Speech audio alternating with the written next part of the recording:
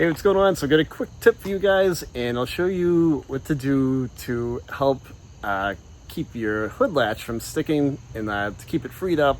And something that happens as cars get older, the hood latches on them like to stick. And this is something that should be done, or I like to do it every oil change. And I'll show you what to use on it to help prevent it from sticking.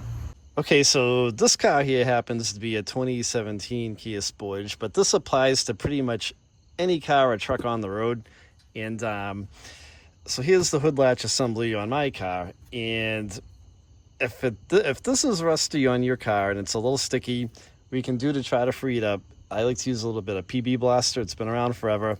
You can take it. This one's fine, but you would just spray a little bit of in here. And then you can go into the car and pull the hood latch and see if this frees up for you. You might have to close it and open it a couple times, and then it should free up for you.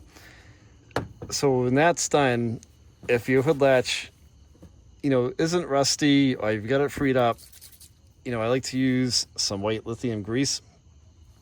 So this hood latch is nice. It's not rusty at all because I kind of been maintaining it.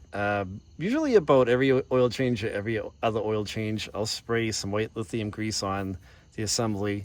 And you can just take it and kind of hit it like that. You don't have to get too crazy on it. If you get some over here, just kind of wipe it up. And this will help to prevent it from sticking.